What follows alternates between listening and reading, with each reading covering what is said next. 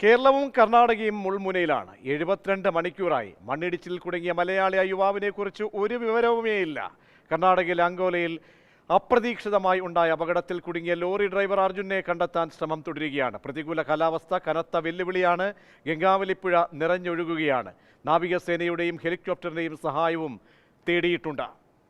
ഏറ്റവും പുതിയ വിവരങ്ങളിലേക്കാണ് നമുക്ക് ആദ്യം പോകേണ്ടത്. കെ ബി ശ്രീധരൻ ചേരുന്നുണ്ട്. ശ്രീധരൻ, എന്തെങ്കിലും അനുകൂലമായിട്ടുള്ള സാഹചര്യങ്ങൾ വഴി തെളിയുന്നുണ്ടോ? കാരണം 4 ദിവസം ആവുകയാണ്. ഒരു തരത്തിൽ പോലും പ്രതീക്ഷയ്ക്ക് വക നൽകുന്ന ഇന്ന് രാവിലത്തെ ആ ഒരു ഫോൺ ചലനം, പിന്നീട് അത് ബന്ധം നിലയ്ക്കുന്നു. അങ്ങനെ ബന്ധുക്കൾ വലിയ പ്രതീക്ഷ പങ്കുവയ്ക്കുന്നു. ഇപ്പോഴും ഒരു അത്യാധുനിക സംവിധാനത്തോടെയുള്ള തിരച്ചിലേക്ക് ഏതെങ്കിലും നിലയിൽ കടന്നിട്ടുണ്ടോ? നേവി എത്താൻ പോകുന്നു, എത്തിക്കഴിഞ്ഞിരിക്കുന്നു. മറ്റ് സംവിധാനങ്ങളൊക്കെ എങ്ങനെയാണ് ഈ രക്ഷാപ്രവർത്തനത്തിന് മുന്നിട്ടിറങ്ങുന്നത്? പ്രതികൂല ഘടകങ്ങൾ എന്തൊക്കെയാണ്? നിലവിൽ നേവിയുടെ 8-അംഗ സംഘം ഈ പ്രദേശത്തേക്ക് എത്തിയിട്ടുണ്ട്. അവർ പുഴയിൽ ഇറങ്ങിയുള്ള തിരച്ചിലിന് എന്തൊക്കെയാണ് സാഹചര്യം എന്ന് നോക്കിക്കൊണ്ടിരിക്കുകയാണ്. നേരിട്ട് പുഴയിലേക്ക് ഇറങ്ങാനാകുമോ എന്നാണ് പരിശോധിക്കുന്നത്. പ്രത്യേകിച്ച് ഇവിടേക്ക് മണ്ണിടിഞ്ഞ് വീണ് പുഴയിലേക്ക് നേരിട്ട് ഇറങ്ങാൻ ചെറിയ ബുദ്ധിമുട്ടുകൾ ഉണ്ട് എന്നാണ് നേവി വൃത്തങ്ങൾ പറയുന്നത്. മറ്റൊരു കാര്യം, നേവിയുടെ തന്നെ ഹെലികോപ്റ്ററുകൾ ഉപയോഗിച്ച് പുഴയിലേക്ക് ഇറങ്ങാനുള്ള സാധ്യത, ഇങ്ങനെയുള്ള പല കാര്യങ്ങളും പരിശോധിക്കുന്നുണ്ട്.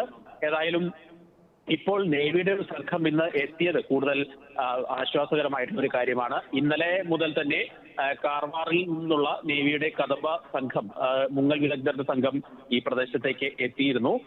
ഇതുകൂടാതെ കർണാടക അഗ്നിശമന സേനയും അതുപോലെ തന്നെ പോലീസും നാട്ടുകാരും ഒക്കെ ചേർന്നാണ് ഇപ്പോൾ അവിടെ ഈ തിരച്ചിൽ പുരോഗമിക്കുന്നത്. മറ്റൊരു പ്രധാനപ്പെട്ട കാര്യം, ഈ പ്രതികൂല കാലാവസ്ഥ തിരച്ചിലിനെ കാര്യമായി തന്നെ ബാധിക്കുന്നുണ്ട്. നേരത്തെ ഏതാണ്ട് 1 മണിക്കൂറിലധികം തിരച്ചിൽ നിർത്തിവെക്കേണ്ട ഒരു അവസ്ഥ വന്നിരുന്നു. പ്രത്യേകിച്ച് ഗംഗാവലിപ്പുഴയിൽ ജലനിരപ്പ് പെട്ടെന്ന് ക്രമാതീതമായി ഉയർന്നു, മഴ കനത്ത് പെയ്തു. ഈ കാരണങ്ങൾ കൊണ്ട് തന്നെ പെട്ടെന്ന് കുറച്ചു നേരമെങ്കിലും ഈ രക്ഷാപ്രവർത്തനത്തെ ബാധിച്ചിരുന്നു എന്നുള്ളത് ഇന്നത്തെ ഒരു പ്രധാന കാര്യമാണ്.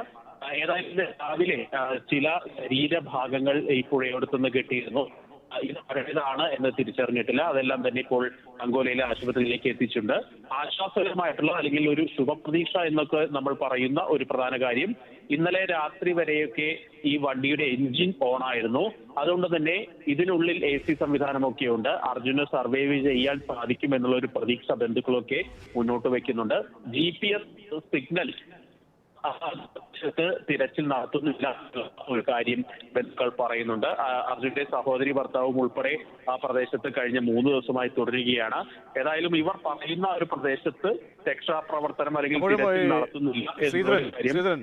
ഒരു ദുരന്ത നിവാരണ മുഖത്ത് അല്ലെങ്കിൽ ആ ദുരന്ത മുഖത്ത് ഈ ടൈം വളരെ പ്രധാനപ്പെട്ടതാണ്. അതിവേഗം ദ്രുതഗതിയിൽ കാര്യങ്ങൾ പുരോഗമിക്കുക, മറ്റ് നൂലാമാലകളൊന്നുമില്ലാതെ. അപ്പോൾ ഈ പറച്ചിലൊക്കെ നല്ല രീതിയിലുണ്ട്. കാരണം ഒരു ദുരന്ത സാഹചര്യത്തിൽ രാഷ്ട്രീയമായ ഇടപെടൽ പോലും വേണ്ടി വന്നു. മുഖ്യമന്ത്രി ഓഫീസ് ബന്ധപ്പെടുന്നുണ്ട്, സംസ്ഥാനത്തെ 2 സംസ്ഥാനങ്ങളിലെയും ഗതാഗത മന്ത്രിമാർ ബന്ധപ്പെടുന്നു. പക്ഷേ ഫീൽഡിൽ ഇതൊന്നും കാണുന്നില്ല എന്നാണ് ഇത്രയും സമയം. കാരണം ഇപ്പോൾ നാവികസേന വന്നു എന്നൊരു പോസിറ്റീവായിട്ടുള്ള ഒരു സിഗ്നൽ മാത്രമേ ഉള്ളൂ. അതൊക്കെ ഇപ്പോൾ ടൈം വളരെ പ്രധാനപ്പെട്ടതല്ലേ? തീർച്ചയായും നമ്മൾ നോക്കേണ്ട ഒരു കാര്യം, ചൊവ്വാഴ്ച പുലർച്ചെ 4 മണിയോട് കൂടിയാണ് ഈ ഒരു അപകടം ഉണ്ടാവുന്നത്. ഇന്നിപ്പോൾ വെള്ളിയാഴ്ച ഉച്ച കഴിഞ്ഞു.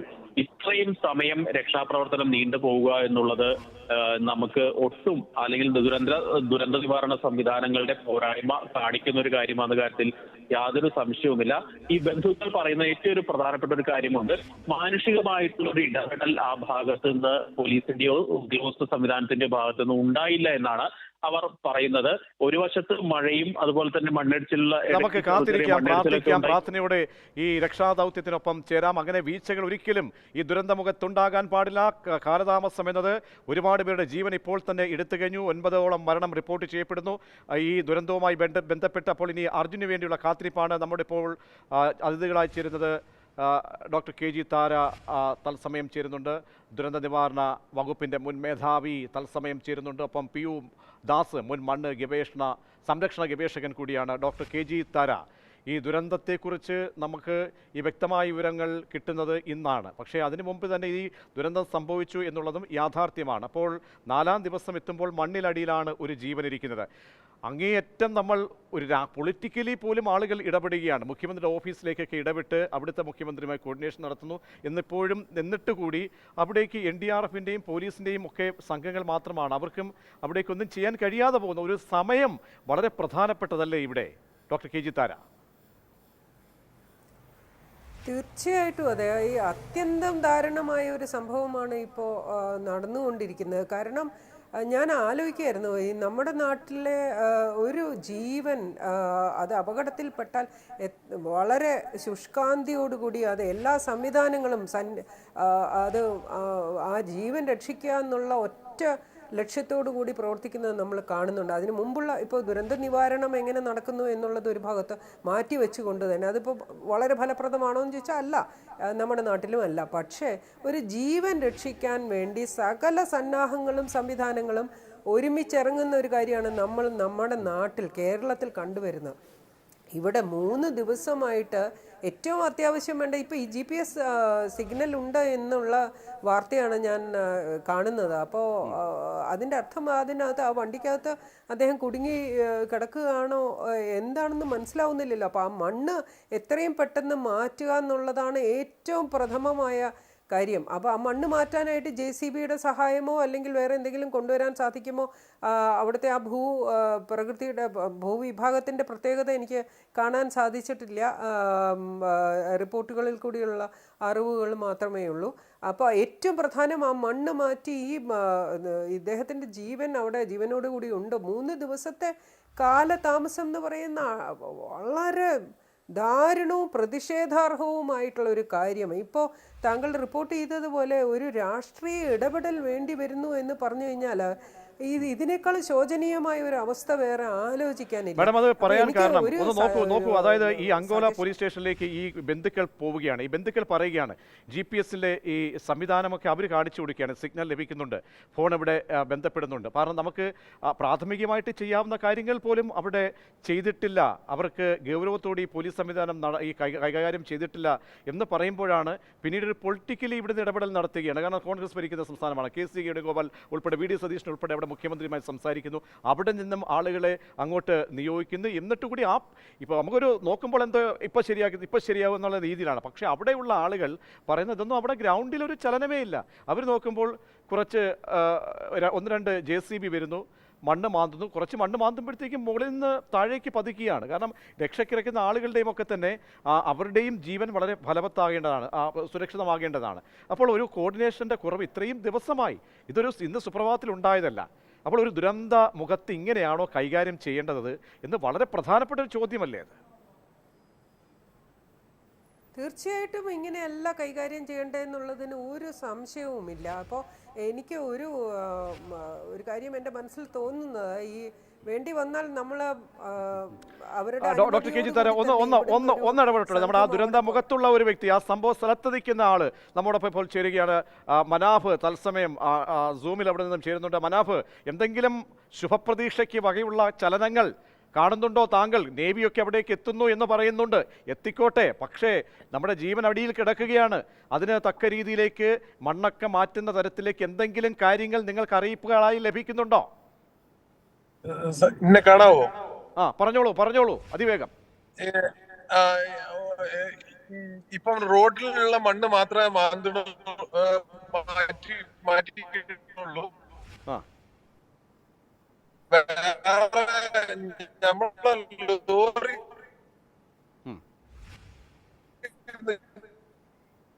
റേഞ്ച് ഇല്ലാത്ത ഒരു ലൊക്കേഷൻ കാണിച്ചു കൊടുത്തിട്ട് പോലും അതിലേക്ക് ഒന്നും ചെയ്യണില്ല, ഒരു കാര്യം ചെയ്യുന്നില്ല. ഇപ്പം എന്റെ കൂടെ കർണാടക ചാനലിലെ കുറച്ച് ആളുകൾ, അതെ, ഇതിപ്പം ഇവിടെ നല്ല മഴയും പെയ്യുന്നുണ്ട്, 5 മിനിറ്റിനുള്ളിൽ ക്ലിയർ ആവും റേഞ്ച്. തീർച്ചയായും ശരി. അപ്പോൾ ഞാൻ താങ്കളെ ബന്ധപ്പെടാം. എന്തായാലും ഒരു കാര്യം വ്യക്തമാണ്, ഇപ്പോഴും കാര്യങ്ങൾ ഒന്നും പുരോഗമിക്കുന്നില്ല എന്നത്. അത് പല പ്രതികൂല ഘടകങ്ങളുമുണ്ട് ഡോക്ടർ കെ ജി തര. കാരണം മഴ അവിടെ ഒരു പ്രധാന പ്രശ്നമാണ്. മാത്രമല്ല അവിടുത്തെ ടെറൈനൊക്കെ നമുക്കറിയാം. അവിടെ വെള്ളത്തിലേക്ക് പുഴയിലെ അളവ് കൂടുന്നുണ്ട്. അതൊക്കെ വളരെ പ്രധാനപ്പെട്ട പ്രശ്നമാണ്. അപ്പോൾ നേവിക്ക് വന്ന് ഉടനെ അങ്ങ് ഇറങ്ങാൻ കഴിയില്ല. പക്ഷേ എത്രയോ സമയമായി, നേരത്തെയൊക്കെ നമ്മൾ ചെയ്യേണ്ട കാര്യമാണ് ഇപ്പോൾ ഏറ്റവും അവസാനം വന്ന് ചെയ്യുന്നത്. ഒരു ജീവൻ വെച്ചുള്ള കളിയാണ്. 9 ജീവനുകൾ പൊലിഞ്ഞു കഴിഞ്ഞു. തുടരാം കെ ജി താര. അതെ, ഈ 3 ദിവസം കഴിഞ്ഞ് ഇന്നാണ് നേവി വന്നിരിക്കുന്നത്. അതുപോലെ ഈ മണ്ണ് മാറ്റാൻ സാധിച്ചിട്ടില്ല എന്ന് പറയുന്നത് ഒരു എന്താണ്, ഞാൻ ആശങ്കയോടുകൂടിയാണ് ഈ വാർത്ത കണ്ടുകൊണ്ടിരിക്കുന്നതും കേൾക്കുന്നതും. ഏറ്റവും പ്രധാനം അവിടുത്തെ മണ്ണ് മാറ്റുക എന്നുള്ളതാണ്. അപ്പോൾ മുകളിൽ നിന്ന് മണ്ണ് ഇടിഞ്ഞു വന്നുകൊണ്ടേയിരിക്കുന്നു എന്നുള്ള വാർത്തകളും പുറത്ത് വരുന്നുണ്ട്. പക്ഷേ അതിൻ്റെ അടിയിൽ നമ്മളിവിടെ പുത്തുമലയിൽ ഈ ദുരന്തം ഇതുപോലെ മണ്ണിടിഞ്ഞ് അതിൻ്റെ അടിയിൽ ജീവനുണ്ടോ എന്ന് അറിയാൻ നമ്മൾ മണ്ണിൻ്റെ അടിയിൽ ജീവൻ്റെ സ്പന്ദനമുണ്ടോ എന്നറിയാൻ അതിൻ്റെ ഉപകരണം NGRI എന്ന് പറയുന്ന സ്ഥാപനത്തിൽ നിന്ന് വരുത്തുക പോലും നമ്മൾ ചെയ്തു. അപ്പോൾ ഇങ്ങനെയുള്ള തെരച്ചിലുകൾ, ഡോഗ് സ്ക്വാഡ്, അത് നായ്ക്കൾക്ക് ഇത് മണത്തറിയാൻ സാധിക്കുന്ന സംവിധാനമുണ്ട്. അങ്ങനെയുള്ള എല്ലാം നമ്മൾ പരീക്ഷിക്കുകയാണല്ലോ. ഒരു ജീവൻ അവിടെ കിടപ്പുണ്ടോ മണ്ണിൻ്റെ അടിയിൽ എന്നുള്ളൊരു അന്വേഷണം എന്ന് പറയുന്നത് ഇങ്ങനെ എഴഞ്ഞു നീങ്ങാൻ പറ്റുന്ന ഒരു കാര്യമേ അല്ല. അപ്പോൾ ഇവിടുന്ന് ടീം പോയിട്ടുണ്ടോ? നമുക്ക് ഇപ്പോൾ NDRF പോയിട്ടുണ്ടെന്ന് പറയുന്നു. സ്റ്റേറ്റിൻ്റെ ഭാഗത്തുനിന്ന് അങ്ങനെ അയക്കാൻ സംവിധാനമുണ്ടെങ്കിൽ അത് വാസ്തവത്തിൽ നമ്മൾ അറിഞ്ഞ ഉടനെ നമുക്ക് വേണമെങ്കിൽ അങ്ങനെയും കൂടി ഒന്ന് അവരുടെ അനുമതിയോടുകൂടി, കർണാടക സർക്കാരിൻ്റെ അനുമതിയോടുകൂടി തന്നെ നമ്മുടെ വിദഗ്ധരായിട്ടുള്ള ടീം അംഗങ്ങളാണ് ഈ ഫയർ ആൻഡ് റെസ്ക്യൂ, പ്രത്യേകിച്ച് അഗ്നിശമന സേന. അവർ രക്ഷാപ്രവർത്തനത്തിൽ ഇത്ര ഉത്തമമായിട്ട് ഉള്ള രക്ഷാപ്രവർത്തകരെ വളരെ ചുരുക്കമേ നമുക്ക് രാജ്യത്ത് തന്നെ കാണാൻ സാധിക്കുള്ളൂ. അപ്പോൾ അങ്ങനെയുള്ള ഒരു സംവിധാനം കൂടി നമ്മൾ ആലോചിക്കേണ്ടതാണ്. പിന്നെ ഇദ്ദേഹത്തിൻ്റെ ആശാവഹമായിട്ടുള്ളൊരു കാര്യം എന്ന് പറയുന്നത് ഈ ഫോൺ ഇപ്പോഴും ഇന്ന് രാവിലെ കൂടിയും അത് ബെല്ലടിക്കുന്നുണ്ടായിരുന്നു എന്ന് വീട്ടുകാർ പറയുന്നു. അത് ഒരു ചെറിയ പ്രതീക്ഷയ്ക്ക് നമുക്ക് ഒരു ആശ്വാസത്തിന് വക. തീർച്ചയായും ഡോക്ടർ കെ ജി തര, അങ്ങനെ മഹാത്ഭുതങ്ങൾ സംഭവിക്കട്ടെ. കാരണം അവിടെയും ടൈം വളരെ പ്രധാനപ്പെട്ടതാണ്. ഞാൻ താങ്കളിലേക്ക് മടങ്ങിയെത്താം. ശ്രീ PU ദാസ്, ഈ പ്രദേശത്തെ ഒരു പ്രത്യേകം നോക്കൂ. ഈ കുന്നിടിച്ചാണ് ഇവിടെ 2 മാസം മുൻപ് ദേശീയപാതയ്ക്കായി സ്ഥലം ഒരുക്കുന്നത്, ദേശീയപാത ഒരുക്കുന്നത്, 4 വരി പാതയാക്കുന്നത്. അപ്പോൾ അശാസ്ത്രീയമായിട്ടുള്ള കുന്നിടിക്കൽ നടന്നിട്ടുള്ളത് വളരെ പ്രധാനപ്പെട്ട ഒരു കാര്യമാണ്. മറ്റൊന്ന്, ഈ മണ്ണ് വന്ന് പതിക്കുമ്പോൾ 40 ടണ്ണോളം ഭാരമുണ്ട് ഈ ലോറിക്ക്. കാരണം അതിനകത്തുള്ള മരത്തിൻ്റെയൊക്കെ തന്നെ ഭാരം വരുമ്പോൾ. അപ്പോൾ ഇങ്ങനെ മണ്ണ് വന്ന് ശക്തിയായി പതിക്കുമ്പോൾ ഈ തെറിച്ച് പോയി ജലാശയത്തിലേക്ക് പതിക്കാനുള്ള സാധ്യത അത് എത്രത്തോളമാണ്? അതല്ല അവിടെ തന്നെയാണ് പതിച്ചെങ്കിൽ, കാരണം ഇപ്പോഴും നമുക്ക് അനുമാനങ്ങളിലേക്കും തെരച്ചിലിൻ്റെ ഒരു ചെറിയൊരു ശതമാനം മാത്രമേ നടന്നിട്ടുള്ളൂ. അപ്പോൾ ഇപ്പോഴൊക്കെയുള്ള അനുമാന ഘട്ടങ്ങൾ മാത്രമാണ്, സൂചനകൾ മാത്രം നമ്മൾ ചർച്ച ചെയ്യുന്നു എന്ന് മാത്രമേ ഉള്ളൂ. എന്താണ് താങ്കൾ ഈ രക്ഷാ ദൗത്യത്തിൽ കാണുന്ന സങ്കീർണതകളും പുരോഗതിയും? ഇവിടുത്തെ സ്ഥിതി, ഈ ഒരു ഉയർന്ന കുന്നിനെ സംബന്ധിച്ചിടത്തോളം അതിനകത്തുള്ള ഒരു കട്ടിങ്, അതായത് ഏതൊരു കുന്നിനെ സംബന്ധിച്ചും അതിനൊരു സ്വാഭാവികമായിട്ടുള്ള തുലനം സംരക്ഷിക്കുന്നതിനായിട്ടുള്ള ഒരു ആംഗിൾ ഓഫ് റീപോസ് ഉണ്ട്. ആംഗിൾ ഓഫ് റീപോസ് എന്നുള്ള ഒരു ടെക്നിക്കൽ സാങ്കേതിക പദമാണ് അതിനുവേണ്ടി ഉപയോഗിക്കുക. ആ ആംഗിൾ ഓഫ് റീപോസിനെ ബ്രേക്ക് ചെയ്യാവുന്ന തരത്തിലുള്ള അതിന്റെ അടിവശത്തുള്ള കട്ടിങ് ഇത്തരം മണ്ണിടിച്ചിലിനെ ത്വരിതപ്പെടുത്തുന്ന ഒരു പ്രധാനപ്പെട്ട ഘടകം. ഒരു പക്ഷേ അവിടുത്തെ ഒരു സ്ഥിതി ഇപ്പോൾ വെച്ച് നോക്കുകയാണെന്ന് വെച്ചാൽ ഹൈ ഇന്റൻസ് റെയിൻഫാൾ ആണ്. ചുരുങ്ങിയ സമയത്ത് അതിശക്തമായിട്ടുള്ള മഴ പെയ്യുന്നു. അവിടുത്തെ മണ്ണിന്റെ സ്വഭാവം കണ്ടിട്ട്, മണ്ണ് ഇപ്പോൾ ദൃശ്യങ്ങളിൽ നിന്ന് കാണുന്ന നല്ല ഗ്രാവലുള്ള കളിമണ്ണാണ്, ക്ലേ ആണ്, ഗ്രാവൽ കലർന്നിട്ടുള്ള കളിമണ്ണാണ്.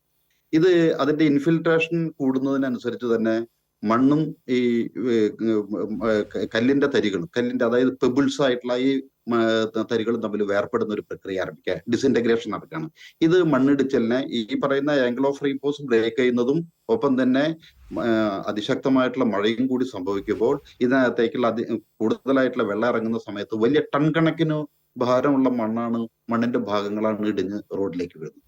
ഇപ്പൊ ഇതിനെ സംബന്ധിച്ച് അതിന്റെ മൂവ്മെന്റ് ഇപ്പോ ഒരു നിശ്ചിത വേഗതയിൽ വന്നുകൊണ്ടിരിക്കുന്ന ലോറിക്കൊരു ആ വേഗത്തിൽ ഓടിക്കൊണ്ടിരിക്കുന്ന കമ്പനി അധികൃതർ പറയുന്നത്, കാരണം ശക്തമായിട്ടുള്ള മണ്ണിനെയൊക്കെ പ്രതിരോധിക്കാൻ പറ്റുന്ന സംവിധാനം ആ വാഹനത്തിൽ ഉണ്ട് എന്നുള്ളതാണ് ഈ കമ്പനി അധികൃതരൊക്കെ പറയുന്നത്. പക്ഷെ അത് എത്രത്തോളം, കാരണം ഈ മണ്ണിലേക്ക് കാരണം ഇതിന് നമുക്ക് മനസ്സിലാവുന്നത് ഒരു ഹൈവേ കൂടെ ഓടിക്കൊണ്ടിരിക്കുന്ന ഒരു വാഹനത്തിന് ഒരു വെലോസിറ്റി ഉണ്ട്, ഒരു പ്രവേഗമുണ്ട്. ആ പ്രവേഗത്തിന് അനുസരിച്ചാണ് അതിന്റെ ഒരു വശത്ത് നിന്ന് വലിയ ശക്തമായിട്ടുള്ള ഒരു മർദ്ദം ഈ മണ്ണിന്റെ തള്ളലോടുകൂടി ഉണ്ടാവുന്നത്. മണ്ണ് ഇടിഞ്ഞു വീഴുന്നതോടുകൂടി വലിയൊരു മർദ്ദമാണ് അതിനെ ഈ ലോറിയിൽ ആക്ട് ചെയ്യുന്നത്. അപ്പൊ ഈ മണ്ണിന്റെ തള്ളലും ഒപ്പം തന്നെ ലോറിയുടെ വേഗതയും കൂടി കണക്കിലെടുത്തുള്ള ഒരു മൂവ്മെന്റ് ആണ് അതിനോട് ചേർന്നുള്ള പുഴയിലേക്ക് ഈ ലോറി മറിഞ്ഞു പോകാനായിട്ടുള്ള പ്രധാനപ്പെട്ട കാരണം. ഒപ്പം തന്നെ മണ്ണ് വളരെ ശരിക്കും പറഞ്ഞാൽ സ്ലഷി ആയിട്ടുണ്ട്, വെള്ളം കുതിർന്ന് കലർന്നിട്ട് വലിയ ചെളി രൂപത്തിലായിട്ടുണ്ട്. ഈ ചെളിക്ക് ഇത്രയും ഭാരമുള്ള ഒരു ലോറിയെ താഴേക്ക് അതിന്റെ മൂവ്മെന്റ് കൂട്ടുന്നതിനായിട്ട്, അതിന്റെ ഒഴുകി താഴേക്ക് നീങ്ങുന്നതിനായിട്ടുള്ള ഒരു സാധ്യത വർദ്ധിപ്പിക്കുക കൂടി ചെയ്യാണ്. അതാണ് അവിടെ സംഭവിക്കുന്നത്. അത് ഇനിയും നീങ്ങിക്കൊണ്ടിരിക്കുന്നു. ഈ ലോറി വെള്ളത്തിന് കൂടുതൽ കുതിർന്ന് മണ്ണ് കുതിരുന്നതിനടക്കം തന്നെ താഴേക്ക് അതിന്റെ ഭാരം, അതിന്റെ ലോറിയുടെ ഒരു സെൽഫ് വെയിറ്റ് ഉണ്ട്, ഈ വരുന്ന മർദ്ദമുണ്ട്, മണ്ണിന്റെ മർദ്ദമുണ്ട്. ഒപ്പം തന്നെ താഴെ അതിന്റെ സ്ലോപ്പ് ഉണ്ട്, ചെരിവ്. ആ ചെരിവിലേക്ക് ഈ ലോറി ക്രമേണ നീങ്ങിപ്പോകും. അത് പൂർണ്ണമായിട്ടും പുഴയിലേക്ക് എത്താവുന്ന ഒരു സാഹചര്യമാണ് കാണുന്നത്. ക്രമേണ അങ്ങനെയാണ് സംഭവിക്കുന്നത് എന്നുള്ളത്. ഇവിടുത്തെ വളരെ ഇത്രയും ദുഃഖകരമായിട്ടുള്ള ഒരു അവസ്ഥ എന്ന് പറയുന്നത്, ഒരു ഭരണകൂടത്തിന്റെ ഒരു ദുരന്തത്തെ എങ്ങനെ അഭിമുഖീകരിക്കണം എന്നുള്ളതിന്റെ അറിവില്ലായ്മ പോലെയാണ് നമുക്ക് ഇതിന് തോന്നുന്നത്. ഇപ്പൊ കേരളത്തെ സംബന്ധിച്ചിടത്തോളം നമുക്കറിയാം, നമുക്ക് ഒരുപാട് 2018 ശേഷം നമ്മൾ അനുഭവിച്ച ഇത്തരം ഒരുപാട് ദുരന്തങ്ങളുണ്ട്. ഈ ദുരന്ത മുഖത്തൊക്കെ സർക്കാർ സംവിധാനത്തോടൊപ്പം തന്നെ അവിടുത്തെ പൊതുജനങ്ങളാണ് ഇടപെട്ടിരുന്നത്. വിവിധ ക്ലബ്ബുകളും റെഡ് ക്രോസ് പോലുള്ള സംഘടനകളും അതുപോലെ തന്നെ വിവിധ രാഷ്ട്രീയ പാർട്ടികളുടെ യുവജന സംഘടനകളും ഒക്കെ തന്നെ വളരെ സജീവമായിട്ടാണ്. ഇപ്പൊ മേഡം പറഞ്ഞ പുത്തുമലയിൽ സംഭവം ഉണ്ടായ സമയത്ത് അവിടെ ഇറങ്ങി പരിശോധിച്ചത് ആ പ്രാദേശികമായിട്ടുള്ള വിവിധ സംഘടന, വിശേഷിച്ച് കൽപ്പറ്റയിലുള്ള തുർക്കി സംഘടന എന്നൊക്കെ പറയുന്നത് വളരെ നല്ല ഡെഡിക്കേറ്റഡ് ആണ്, ആത്മസമർപ്പണം നടത്തുന്ന ആൾക്കാരാണ് അവരൊക്കെ. അതുപോലെ ഒരുപാട് ക്ലബ്ബുകളോ അല്ലെങ്കിൽ യുവജനങ്ങളുടെ സംഘടനകളോ ഉണ്ട്. വിശേഷിച്ച് വിവിധ രാഷ്ട്രീയ പാർട്ടികളുടെ യുവജന സംഘടനകൾ അടക്കം തന്നെ രംഗത്ത് വരികയാണ്. ഇങ്ങനെ ഒരു കൂട്ടായ്മ, ഒരു ജനങ്ങളുടെ പങ്കാളിത്തം അവിടെ കാണുന്നില്ല എന്നുള്ളതിന് ഏറ്റവും ദുഃഖകരമാണ്. അതിനെ ഏകോപിപ്പിക്കുന്നതിന് ജില്ലാ ഭരണകൂടത്തിനും ഗവൺമെന്റിനും കഴിഞ്ഞിരിക്കണം എന്നുള്ളതാണ്. ഒരു ഭരണകൂടത്തിന്റെ വിജയം അവിടെയാണ് നമ്മളിവിടെ പരാജയം എന്ന് പറയുന്നത്. നേരത്തെ ഗതാഗത മന്ത്രി പറഞ്ഞു നമുക്ക് അവിടുത്തെ സംസ്ഥാന സർക്കാരിനെ കുറ്റം പറയാതെ നമുക്ക് അവരെ കുറ്റപ്പെടുത്തേണ്ടതില്ല മുന്നോട്ട്. പക്ഷേ കുറ്റപ്പെടുത്തേണ്ട ഒരുപാട് കാര്യങ്ങളുണ്ട്. ദുരന്തമുഖത്ത് ഇങ്ങനെയല്ല പെരുമാറുന്നത് എന്ന് വ്യക്തമായി തന്നെ പറയാൻ കഴിയും. ഇപ്പോൾ സജിദാസ് എന്ന ഒരു ഡ്രൈവർ ഈ മേഖലയിലൂടെ സഞ്ചരിക്കുന്ന ആളാണ് നമ്മോടൊപ്പം ചേരുകയാണ്. ശ്രീ സജിദാസ്, ഈ അർജുനെയൊക്കെ അറിയാവുന്ന വ്യക്തിയാണോ താങ്കൾ? ഈ അർജുനൊക്കെ ഈ വാഹനങ്ങളൊക്കെ പാർക്ക് ചെയ്തിരുന്ന ഈ സ്ഥലത്തെക്കുറിച്ചൊക്കെ, ഈ ദുരന്തം സംഭവിച്ച സ്ഥലത്തെക്കുറിച്ചൊക്കെ താങ്കൾ മനസ്സിലാക്കിയിരിക്കുന്നത് എങ്ങനെയാണ്? അവിടെ എന്ന് പറഞ്ഞാൽ ചെങ്കുത്തായ സ്ഥലമാണ്. ഹലോ, പറഞ്ഞോളൂ കേൾക്കാം. അവിടെ മലഞ്ചെരിവാണ്. അവിടുന്ന് തിരൂര് അങ്കോള ആ സൈഡെല്ലാം മലഞ്ചെരിവാണ്. ഞങ്ങൾ സ്ഥിരമായിട്ട് ചായ കുടിക്കുന്ന സ്ഥലമാണ് ഈ പറഞ്ഞ സംഭവം സംഭവിച്ച സ്ഥലം. സ്ഥിരമായിട്ട് ആ റൂട്ടിൽ പോകുമ്പോൾ ഞങ്ങൾ ചായ കുളിക്കുന്നു. ഇയാൾ ഈ പറഞ്ഞ വണ്ടിക്കാരന് മിക്കവാറും കുളിക്കാനോ അല്ലെങ്കിൽ ഭക്ഷണം കഴിക്കാനോ നിർത്തിയ സ്ഥലമാണ്. അപ്പം ഞങ്ങളെല്ലാവരും സഞ്ചരിക്കുമ്പോൾ ഈ സ്ഥലത്താണ് ആൾട്ടിങ്. വണ്ടിക്കാരൊക്കെ അവിടെ ആൾട്ട് ചെയ്യുന്ന സ്ഥലമാണ്. അപ്പോൾ അതുകൊണ്ട് ഈ മണ്ണടിച്ചിൽ വരുന്ന ടൈമിന് ഓന് വണ്ടി മാറ്റാൻ കഴിഞ്ഞിട്ടുണ്ടാവില്ല. അതായിരിക്കും മിക്കവാറും സംഭവിച്ചത്. ഞാനത് പറഞ്ഞിക്കാന്നുണ്ടെങ്കിൽ ഹലോ, കേൾക്കുന്നുണ്ട്, പറഞ്ഞോളൂ. ഈ മണ്ണിടിച്ചത് ഒരു പുഴയുടെ സൈഡാണ്. അപ്പം വണ്ടിയും മണ്ണും എല്ലാം കൂടി പുഴയിലായിരിക്കും മിക്കവാറും ഉണ്ടാവുക. അതേമാതിരി ഞാൻ ഇപ്പോൾ ഒരു മണ്ണിടിഞ്ഞില്ലേ, മിനിയാന്ന് ഞാൻ അതിൽ പാസ് ചെയ്ത് പോകുന്ന ആളാണ്. മണ്ണിടിഞ്ഞതിന്റെ പിറ്റേ ദിവസം. ഹലോ, കേൾക്കുന്നുണ്ട്. മണ്ണിടിഞ്ഞ പിറ്റേ ദിവസം ഞാനിപ്പോൾ അതിലെ പാസ് ചെയ്ത് പോകുന്നതാണ്. അവിടെ നമ്മളെ കേരളത്തിലാണെന്നുണ്ടെങ്കിൽ എല്ലാ ഈ നേരത്തെ നിങ്ങൾ പറഞ്ഞ മാതിരി തന്നെ സംഘടനകൾ ഒരുപാടുണ്ടാവും. അതുമാതിരി സംഘടനകളോ അങ്ങനത്തെ കാര്യങ്ങളൊന്നും ഞാൻ പ്രത്യേകമായിട്ട് കണ്ടിട്ടില്ല സാക്ഷരതല്ലാതെ. പിന്നെ നന്ദിക്കാന്നുണ്ടെങ്കിൽ മറ്റേ ഫയർഫോഴ്സ്, പോലീസ് എന്നിവരാണ് കാര്യമായിട്ട് അവിടെ ഉള്ളത്. ശരി, എന്തായാലും ഷൈദാസ്, വളരെ നന്ദി. താങ്കൾക്ക് ഉള്ള ഇൻഫർമേഷൻസ് പങ്കുവച്ചത്. ഡോക്ടർ കെ ജി താര, ഇനി നമുക്ക് എങ്ങനെയാണ് രക്ഷാകരത്തിലേക്ക് പോവുക എന്ന വളരെ പ്രധാനപ്പെട്ട കാര്യമാണ്. മിനിറ്റുകൾ ഇങ്ങനെ പോയിക്കൊണ്ടേയിരിക്കുകയാണ്. നേവി അവിടത്തേക്ക് എത്തിയിട്ടുണ്ട്. നേവി ഒന്നും ഉടനടി പെട്ടെന്ന് അവിടെ ഇറങ്ങത്തില്ല. അവിടുത്തെ ഘടകങ്ങളൊക്കെ പരിശോധിച്ച് അവിടുത്തെ സാഹചര്യം ടെറൈനൊക്കെ പരിശോധിച്ചെങ്കിൽ മാത്രമേ അവർക്ക് രക്ഷാദൗത്യത്തിലേക്ക് മുന്നോട്ട് പോകാൻ കഴിയുള്ളൂ. നേരത്തെ പിന്നെ പറഞ്ഞതുപോലെ തന്നെ ഈ മണ്ണ് ഇളക്കി മാറ്റുക അല്ലെങ്കിൽ മണ്ണ് മാറ്റുക എന്ന് പറഞ്ഞാൽ വളരെ സൂക്ഷ്മതയോടുകൂടി തന്നെ നമ്മൾ ചെയ്യേണ്ട ഒരു ജോലിയാണ്. അപ്പോൾ ഒരുപാട് വെല്ലുവിളികൾ നിറഞ്ഞ ഒരു ഘട്ടമാണ്. പിന്നെ മഴ എന്നത് വളരെ പ്രധാനപ്പെട്ട ഒന്നാണ്. കാരണം അവിടെ ഇപ്പോൾ ഓറഞ്ച് അലർട്ടാണ്. അവിടെ അതും ഒരു പ്രതിസന്ധി. ഇനിയിപ്പം നേരം വൈകാൻ പോകുന്ന സമയം എങ്ങനെ അതിക്രമിക്കുകയാണ്. അപ്പോൾ നമുക്ക് എന്തൊക്കെ ചെയ്യാൻ കഴിയുമെന്ന പ്രതീക്ഷയാണുള്ളത്? ഏറ്റവും അത്യാവശ്യം എന്ന് പറയുന്നത് ഇപ്പോൾ ഈ പറഞ്ഞ റിപ്പോർട്ടുകളിൽ നിന്ന് മനസ്സിലാക്കുന്നത് പോലെ ഈ വണ്ടി പുഴയ്ക്കകത്തേക്ക് പെട്ടുപോയിട്ടുണ്ടോ എന്നുള്ള കാര്യം പരിശോധിക്കാൻ മുങ്ങൽ വിദഗ്ധർക്ക് മാത്രമേ സാധിക്കുള്ളൂ. പക്ഷേ അതിൽ നേവിയുടെ വാസ്തവത്തിൽ റോള് വളരെ പരിമിതമാണ്. കാരണം ചെളി കലർന്ന വെള്ളം അതിനകത്ത് അവരുടെ കാഴ്ചശക്തി അത്രയധികം മെച്ചമാവണം എന്നില്ല. അപ്പോൾ അതുകൊണ്ട് ഇത് എത്രത്തോളം ഫലപ്രദമാകും എന്നുള്ള കാര്യം അറിഞ്ഞുകൂടാ. എങ്കിലും ഇത് താഴെ നമ്മൾ പരിശോധിക്കുക, വെള്ളത്തിൽ ഇത് പെട്ടുപോയിട്ടുണ്ടോ എന്നുള്ള കാര്യം പരിശോധിക്കുക എന്നുള്ളതാണ് പ്രഥമമായിട്ട് ചെയ്യാനുള്ളത്. ഇത് ഈ അശാസ്ത്രീയമായ റോഡ് നിർമ്മാണത്തിൻ്റെ ഭാഗമായിട്ട് ഈ കുന്നിടിച്ച് മാറ്റിയതാണ് എന്നുള്ള റിപ്പോർട്ടുകളും ഇപ്പോൾ കേട്ടു ഇതിനകത്ത് തന്നെ, ഈ ചാനൽ ചർച്ചയ്ക്കിടയിൽ തന്നെ. അപ്പോൾ വാസ്തവത്തിൽ ഇങ്ങനെ കുന്നിടിക്കുമ്പോൾ നമ്മൾ ഒരു കരുതൽ വാസ്തവത്തിൽ ആവശ്യമുണ്ട്. എൻജിനീയറിംഗ് ജിയോളജി എന്ന് പറയുന്ന ഒരു ശാസ്ത്രശാഖ തന്നെയുണ്ട്. അത് എൻജിനീയറിംഗ് വിദ്യാർത്ഥികൾ ഇവിടെ കേരളത്തിൽ അത് പഠിക്കുന്നുണ്ട്.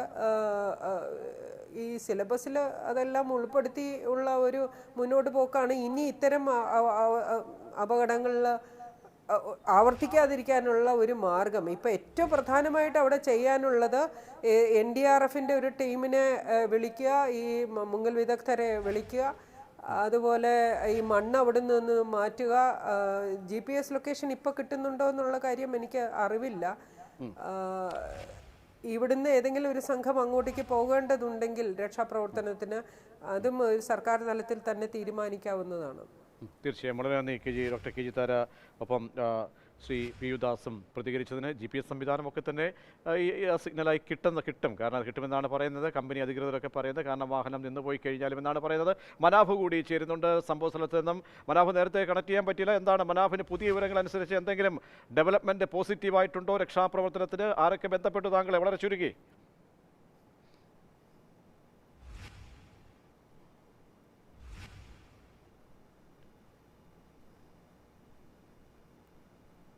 മനാഫ്, ഞാൻ പറയുന്നത് കേൾക്കുന്നുണ്ടോ?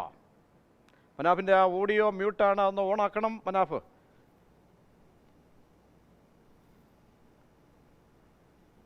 ഹലോ, ഇപ്പൊ കേൾക്കുന്നോ? കേൾക്കുന്നുണ്ട് മനാഫ്, പറഞ്ഞോ. എന്തെങ്കിലും പോസിറ്റീവായിട്ടുള്ള കാര്യങ്ങളുണ്ടോ? ഇതാണ് സ്ഥലം. വീഡിയോ കാണുന്നുണ്ടോ? കാണുന്നുണ്ട്. ഇനി മുന്നോട്ടേക്കാണ്. ഇത് ഇടിഞ്ഞ സ്ഥലമാണ്. ഈ നേരെ കാണുന്നത് പുഴയാണ്.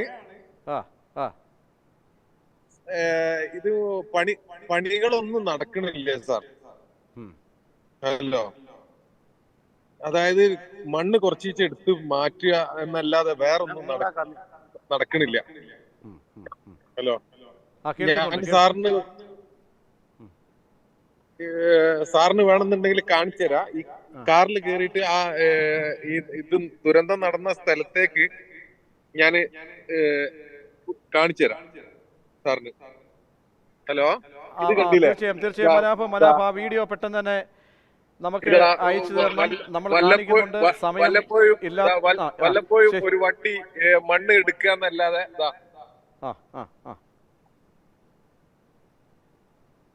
അതെ ആ ദുരന്ത സ്ഥലത്ത് ഇപ്പോൾ ചില വാഹനങ്ങൾ മാത്രം, മണ്ണെടുപ്പുമായി ബന്ധപ്പെട്ടുള്ള വാഹനങ്ങൾ മാത്രമേ എത്തുന്നുള്ളൂ. മനാഫ് പറഞ്ഞതുപോലെ കാര്യമായ രീതിയിലൊന്നും നടക്കുന്നില്ല എന്ന് മനാഫ് പറയുന്നു. ഇപ്പോഴും മഴ പെയ്യുന്നുണ്ടോ മനാഫ്? അവിടെ മഴയുണ്ടോ? നല്ല മഴയുണ്ട്. അർജുനന് ഞങ്ങള് GPS ലൊക്കേഷൻ കാണിച്ചു കൊടുത്ത സ്ഥലം ഇത്രയും ദിവസമായിട്ട് ഒരു മണ്ണും എടുത്തിട്ടില്ല. അവിടെ ഹിറ്റാച്ചികൾ മാത്രമേ ഉള്ളൂ, ഹിറ്റാച്ചിയും ചില വാഹനങ്ങളും മാത്രമേ ഉള്ളൂ. എത്ര ഉദ്യോഗസ്ഥരുണ്ട്, എത്ര ഉദ്യോഗസ്ഥർ വന്നു എന്ന് വല്ലതും അറിയാമോ? പ്രധാനപ്പെട്ട ഉദ്യോഗസ്ഥരായിട്ട് ഇപ്പൊ ഞങ്ങൾ ഒരു സൈഡിൽ പോയി തിരിച്ചു വരികയാണ്. ഇതാ ഞാൻ എത്തി, നമ്മുടെ ഇറങ്ങിയിട്ട് ഇങ്ങനെ കാണിച്ചിങ്ങനെ പോയാലോ. ഹലോ, ശരി മനാഫ്, ആ വീഡിയോ പെട്ടെന്ന് തന്നെ മനാഫ് ഒന്ന് കട്ട് ചെയ്യണം. ആ വീഡിയോ പെട്ടെന്ന് തന്നെ നമുക്ക് അയച്ചു തരിക, നമ്മൾ ബന്ധപ്പെടും. കാരണം അവിടുത്തെയുള്ള തത്സമയ വീഡിയോകൾ അതിവേഗം തന്നെ പ്രേക്ഷകരിലേക്ക് എത്തിക്കാം. ഇപ്പോഴത്തെ സ്ഥിതി അനുസരിച്ച് ഹിറ്റാച്ചി വാഹനങ്ങൾ, മറ്റ് NDRFിൻ്റെയും പോലീസിൻ്റെയും അഗ്നിശമന സേനയുടെയും ഒക്കെ തന്നെ സംഘമുണ്ട്. നേവി കൂടി 8-അംഗ സംഘം അവിടേക്ക് എത്തിച്ചേർന്നിട്ടുണ്ട്. പക്ഷേ അപ്പോഴും പ്രതികൂല സാഹചര്യങ്ങൾ അത് വളരെ വെല്ലുവിളിയായി നിൽക്കുന്നു. മണ്ണ് മാറ്റാൻ ആകുന്നില്ല, ഡിറ്റക്റ്റ് ചെയ്യാൻ കഴിയുന്നത് സംബന്ധിച്ചൊക്കെയുള്ള വിവരങ്ങൾ ഇനി ലഭിക്കേണ്ടതുണ്ട്. എന്തായാലും നമുക്ക് പ്രാർത്ഥിക്കാം അർജുൻ്റെ വരവിനായി. അത്ഭുതങ്ങൾ സംഭവിക്കട്ടെ. 4ാമത്തെ ദിവസമാണ് എന്നുകൂടി ഓർക്കുക.